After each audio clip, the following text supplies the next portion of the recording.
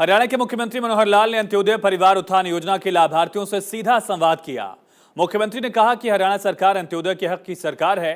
अंतिम पंक्ति में खड़े गरीब का हक न तो कोई और ले सकता है और न ही हम किसी और को लेने देंगे। रिपोर्ट देखिए।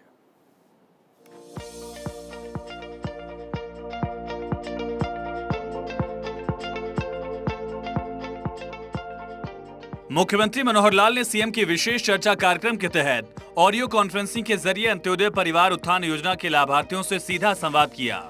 सीएम ने कहा कि लाभार्थियों से उन्होंने 28 जनवरी 2023 को भी बात की थी। तब से अब तक इस योजना के लाभार्थियों की संख्या में इजाफा हुआ है। मुख्यमंत्री ने कहा कि हमने तय किया है कि अब हरियाणा का कोई भी व्यक्ति जो असहाय है, गरीब, लाचार या जरूरतमंद है, उसे गरीबी से बाहर निकाला जाए। मुख्यमंत्री ने कहा कि सरकार ने हरियाणा में भी 9 लाख सिलेंडर दिए हैं, 28 लाख घरों तक नल से जल पहुंचाया। आयुष्मान योजना का दायरा बढ़ाते हुए सरकार ने चिरायु योजना चलाई ताकि प्रदेश के ज्यादा से ज्यादा परिवार योजना में शामिल हो सकें।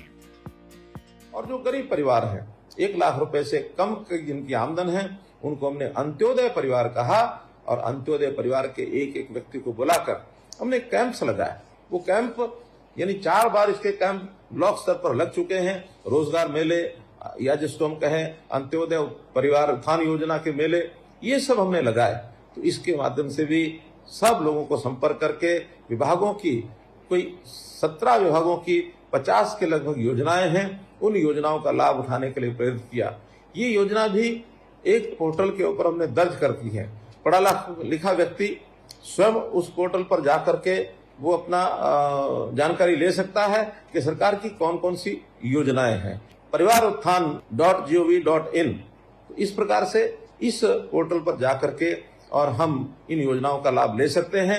अगर हमारे स्वयं उसको नहीं ले सकते तो किसी भी पढ़े लिखे साथी को इस पोर्टल पर जाकर के योजना का चुनाव करना, उसके लिए आवश्यक जानकारियां प्राप्त करना, बैंक से लोन लेना और काम में कैसे सफल होना है, ये सारी बातें उसके अंदर बताई जाती हैं। इसका हम लाभ उठा सकते हैं। सीएम ने कहा कि प्रधानमंत्री नरेंद्र मोदी की गरीब व्यक्ति के जीवन में सुधार लाने के विजन और पंडित दीनदयाल उपाध्याय के अंत्योदय दर्शन से प्रेरित होकर हरियाणा सरकार ने प्रदेश में समाज कल्याण के एक नए युग की शुरुआत की। हरियाणा सरकार की कोशिश है कि अंत्योदय परिवार के सदस्यों का कौशल विकास हो ताकि वो अपना खुद का काम शुरू कर सकें। इसके लिए गरीब परिवारों को ऋण स्कीम, कौशल विकास स्कीम्स और निजी या अलग अलग विभागों में दिहाड़ी रोजगार और दूसरी सुविधाओं के साथ जोड़ा गया है।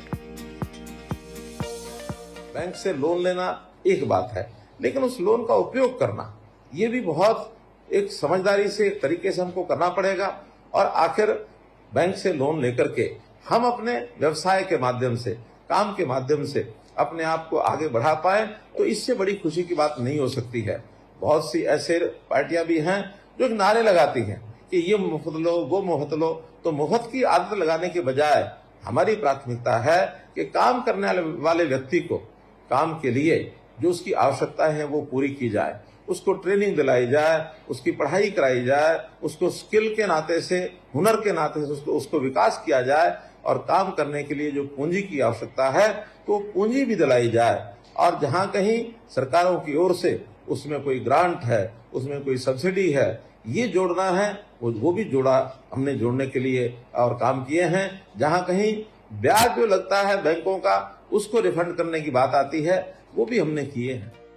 मुख्यमंत्री मनोहर लाल ने कहा कि गरीब परिवारों को कौशल विकास का प्रशिक्षण देकर स्वरोजगार के लिए मदद दी जा रही है।